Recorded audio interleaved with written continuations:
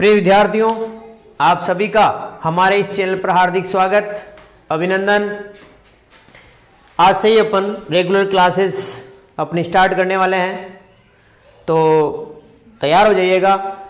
आप सब बढ़िया हैं, पढ़ाई स्टार्ट हो गई है, एग्ज़ाम भी आपके सामने है, तो आप अभी से तैयारी करना शुरू कर दीजिएगा ताकि आपके लिए उस समय ये डिफ़िकल्ट नहीं हो। हर टॉपिक को अपन क्लियर करते चलेंगे। ऐसे इंपॉर्टेंट क्वेश्चंस का संकलन हमारे इस वीडियो में आपको मिलेगा जो आपकी परीक्षा की दृष्टि से महत्वपूर्ण होगा और आपके लिए जो एक टिपिकल टॉपिक होगा, कठिन टॉपिक होगा, हार्ड टॉपिक होगा, वो भी आपके एकदम सरल हो जाएगा। तो बने रहिएगा हमारे इस चैनल पर। आप सब्सक्राइब करना नहीं भूलें, लाइक करें, अच्छा लगे तो कमेंट जरूर करें मित्रों। आज अपन इस क्लास में पढ़ेंगे डीएलएड बीएसटीसी सेकेंड ईयर का फर्स्ट पेपर, प्रथम प्रश्न पढ़ने जा रहे हैं। सेकेंड ईयर वालों तैयार हो जाओ। अपने फर्स्ट पेपर, उसका नाम है बच्चे और सीखना। अपना जो फर्स्ट पेपर है उसका नाम है बच्चे और सीखना। नाम से स्पष्ट है, बच्चे और सीखना। बच्चों के बारे में और सीखने के बारे में इस पूरे पेपर में अपन डिस्कस करने वाले हैं। बच्चे किस प्रकार से सीखते हैं, बच्चे अब विशेष आवश्यकता वाले बच्चे कौन कौन से होते हैं, ब्रिलियंट बच्चे कौन कौन से होते हैं, इन सब के इकाई वार अपन अध्ययन करने जाएंगे। तो देखिए, आज इस क्लास में इकाई 1 फर्स्ट इकाई पढ़ेंगे, यूनिट फर्स्ट, और उसका नाम है सीखना। फर्स्ट इकाई सीखना, इसको अपन इस क्लास में पढ़ने जा रहे हैं। तो बने रहिएगा हमारे इस क्लास में और आनंद लीजिएगा इस क्लास का। चलिए, क्वेश्चन नंबर 1, ज्ञान प्राप्ति एवं सीखने सिखाने के महत्वपूर्ण तरीके कौन कौन से हैं। इंपॉर्टेंट प्रश्न है, चूंकि अपने यूनिट का नाम सीखना है, लर्निंग है, तो लर्निंग किस प्रकार से हम कर सकते हैं, किस प्रकार से बालक के संदर्भ में अपन जो भी आंसर देंगे वो सब बालक के संदर्भ में आपको देखना है। बच्चों को जोड़ते हुए आपको आंसर उसमें से सेट करना है। तो देखिए, ज्ञान प्राप्ति और सीखने सिखाने के महत्वपूर्ण तरीके कौन कौन से हैं। तो बालक किस प्रकार से सीखते हैं और हम उसको किस प्रकार से सिखा सकते हैं, वो कौन कौन से तरीके हैं, ये प्रश्न अपना पहला इंपॉर्टेंट प्रश्न लगा लो। तो बालक क्या करता है, अवलोकन से सीखता है।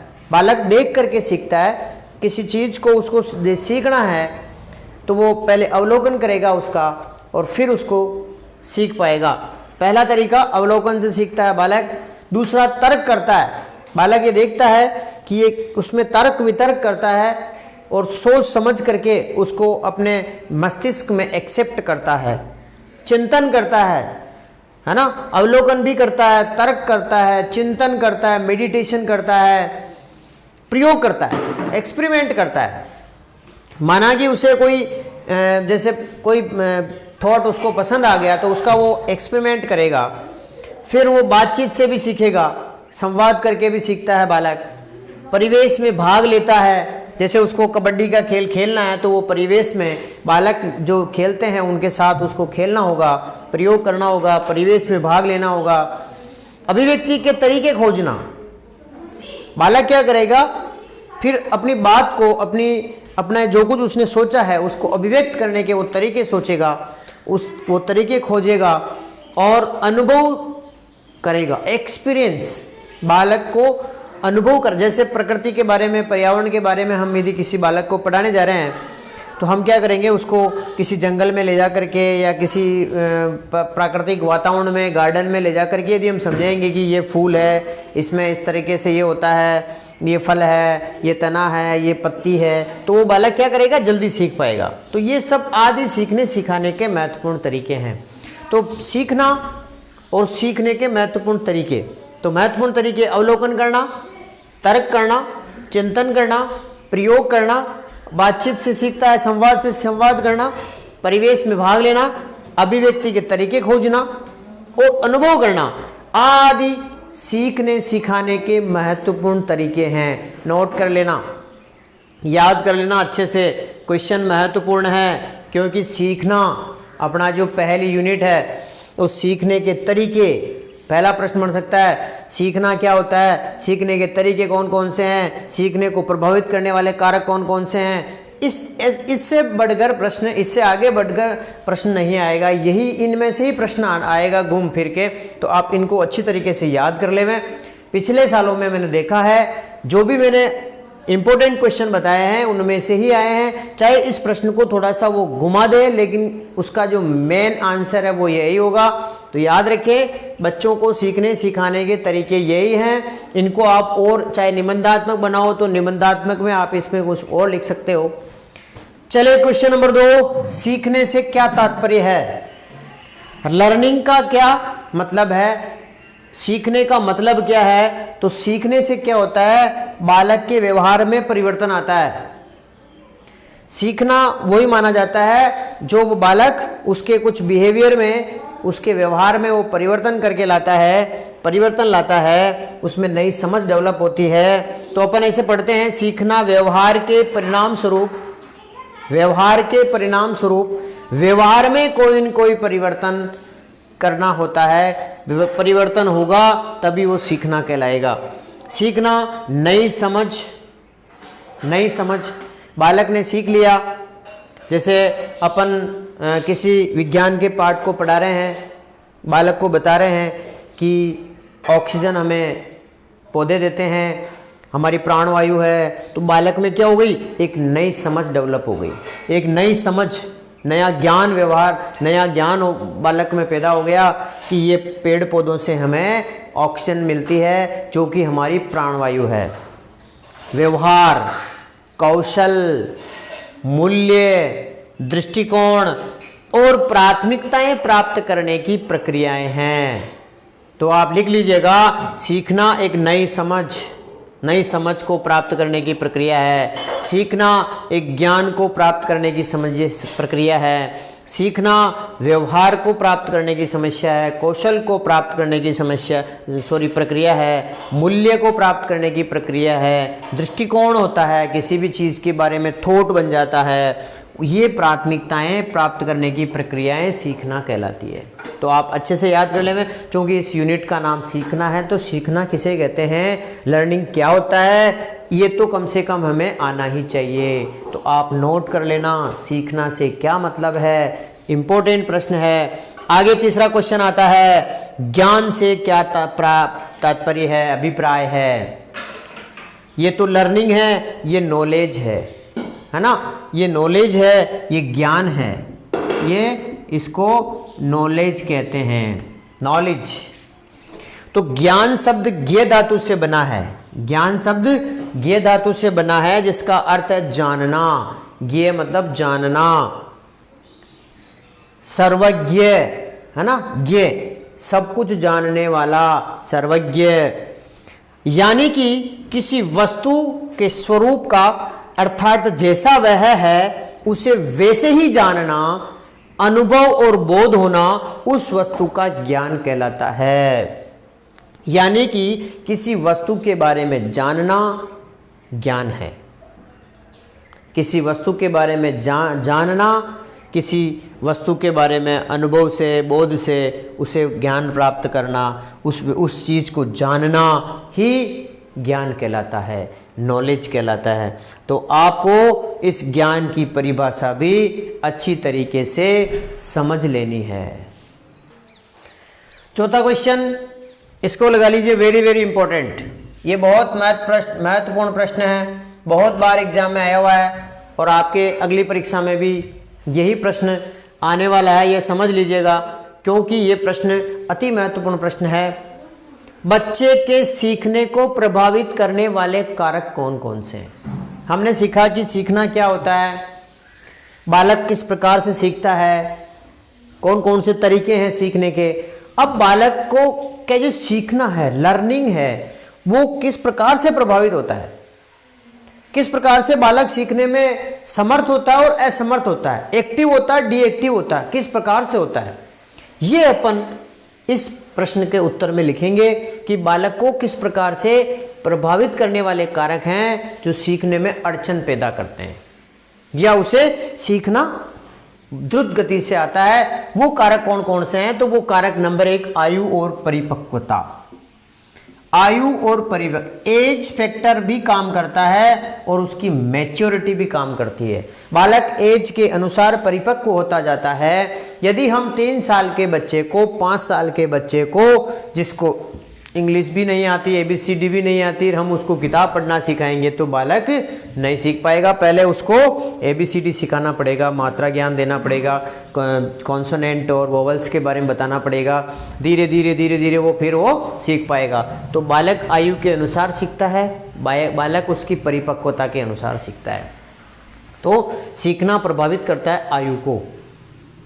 इसीलिए तो हमारे इस RT एक्ट में लिखा हुआ है कि कितने साल के बच्चे को पहली क्लास में आना होगा, आयु अनुसार एडमिशन देने का प्रावधान इसीलिए किया गया है कि उस बालक को परिपक्व माना गया है कि जैसे 14 साल का बच्चा है तो वो परिपक्व है, 8वीं क्लास के लायक है। तो ये परिपक्वता और आयु दोनों प्रभावित करते हैं सीखने को। ठीक है, आगे चलते हैं। शारीरिक स्वास्थ्य, देखो ये सबसे इंपॉर्टेंट चीज है कि हमारा शारीरिक स्वास्थ्य यदि स्वस्थ हैं, हम यदि स्वस्थ हैं, हेल्दी हैं, हमारा मन किसी दूसरे में नहीं लगा हुआ है, क्योंकि हमारा शरीर स्वस्थ है, हम बीमार नहीं है, तो क्या होगा, हम जल्दी सीख पाएंगे। किसी भी बालक को, कोई भी बालक जल्दी वही सीख पाता है जो शारीरिक रूप से स्वस्थ है, जिसके कोई बीमारी नहीं है, व्याधि नहीं है, तो वो बालक जल्दी सीखता है। तो प्रभावित करने वाले कारक हैं शारीरिक स्वास्थ्य, यानी कि बच्चे का शारीरिक स्वास्थ्य भी सीखने को प्रभावित करता है। अगला आता है अभिप्रेरणा। देखो मोटिवेशन, अभिप्रेरणा। बालक को यदि कक्ष में सकारात्मक उसको जैसे पुरस्कार है, सकारात्मक अभिप्रेरणा मिले उसको, जैसे पुरस्कार मिले उसको, बालक को शाबाशी मिले, वो कक्ष में उसको अच्छी, जब वो अच्छा जवाब दे तो उसको मोटिवेट किया जाए तो बालक जल्दी सीखेगा। ये अभिप्रेरणा इस बात का है, बहुत से विद्वानों ने इसके बारे में काफ़ी प्रयोग भी किए हैं। तो सकारात्मकता यदि बालक के साथ रहेगी, सकारात्मक उसको प्रेरित किया जाएगा तो बालक जल्दी सीखेगा। ये भी एक कारण है अभिप्रेरणा, बालक को अच्छी प्रेरणा मिलती रहेगी और बालक जल्दी सीखेगा। अगला आता है अभिक्षमता। अभिक्षमता, हम अभिक्षमता का मतलब ये होता है उसकी कैपेसिटी बालक की है ही नहीं, उसकी रुचि है ही नहीं, हम उसको पढ़ाए जा रहे हैं। जैसे बालक को संगीत का विषय दिला दिया गया है और बालक का उस संगीत के क्षेत्र में रुचि नहीं है, बालक की क्षमता नहीं है, तो बालक उसको नहीं सीख पाएगा। तो ये भी सीखने को प्रभावित करता है, उसकी क्षमता, उसकी अभिक्षमता किस प्रकार की है। आगे आता है थकान, टायर्डनेस। थकान भी महत्वपूर्ण है। यदि बालक को हम पढ़ा के बाद सुबह से ही हम गणित विषय पढ़ा रहे हैं, यदि किसी बालक को हम सुबह पहले पीरियड में गणित, दूसरे पीरियड में गणित, तीसरे पीरियड में गणित, तो चौथे पीरियड में बालक क्या करेगा, उबाऊ हो जाएगा, ऊब जाएगा, थकान महसूस करने लगेगा। और जैसे ही वो थकान महसूस करेगा उसका मन उस विषय के प्रति नहीं लगेगा। तो सीखने को प्रभावित करने वाले कारकों में थकान और ऊबना भी है, याद रखें आप। चलिए छठा देखते हैं, परिवार का वातावरण। ये महत्वपूर्ण कारक है। यदि किसी परिवार में रोज कलह होता है, रोज झगड़े होते हैं, तो उस परिवार के बालक सीखने में अपने आप को कमज़ोर महसूस करेंगे। वो कोई भी चीज़ को जल्दी सीख नहीं पाएंगे क्योंकि उनका दिमाग डाइवर्ट रहेगा।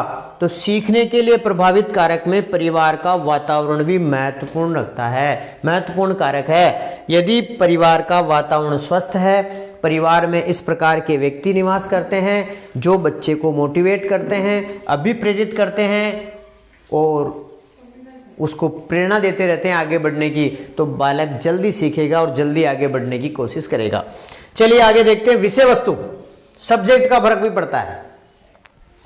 विषय वस्तु यदि बच्चे के इंटरेस्ट की है, यदि बालक के इंटरेस्ट का सब्जेक्ट है, उसकी विषय वस्तु है, तो बालक उसको जल्दी सीखेगा। इसीलिए तो अपन कहते हैं खेल खेल में शिक्षा, यानी कि बालक की खेल में रुचि होती है, खेल के प्रति रुचि होती है, तो उस बालक को यदि हम खेल के तरीके से मोटिवेट करते हुए उसके विषय वस्तु को यदि हम सरल बनाएंगे तो क्या होगा, वो जो बच्चा है वो जल्दी से जल्दी, या यूँ समझ लीजिएगा कि द्रुत गति से सीखेगा। आगे चलते हैं 8वें पॉइंट की तरफ, विद्यालय का वातावरण। देखो, परिवार का वातावरण और फिर आता है विद्यालय का वातावरण। दो आप तो अच्छी तरह से याद कर लेंगे, एक तो परिवार का वातावरण, एक विद्यालय का वातावरण।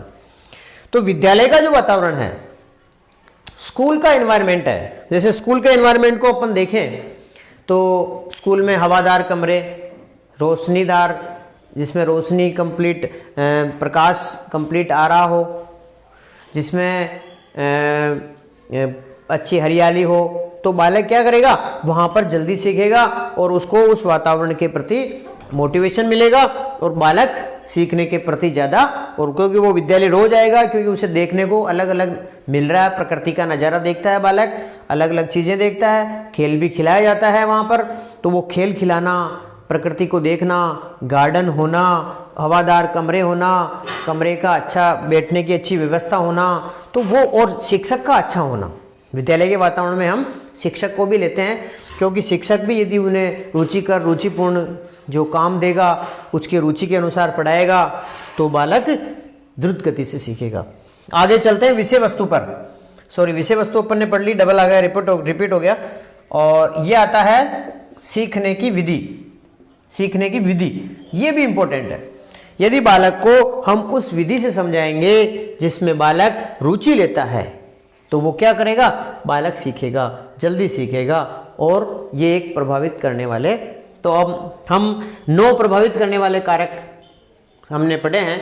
बच्चे के सीखने को प्रभावित, लर्निंग को इफेक्ट करने वाले कारक हैं। बच्चे को सीखने को, बच्चे का जो सीखना है उसको प्रभावित करने के लिए कारक कौन कौन से हैं? नंबर 1 आयु और परिपक्वता, नंबर 2 शारीरिक स्वास्थ्य, नंबर 3 अभिप्रेरणा, नंबर 4 अभिक्षमता, नंबर 5 थकान और उबाऊपन, नंबर 6 परिवार का वातावरण, नंबर 7 विषय वस्तु, नंबर 8 विद्यालय का वातावरण, और 9 नंबर पे आता है सीखने की विधि।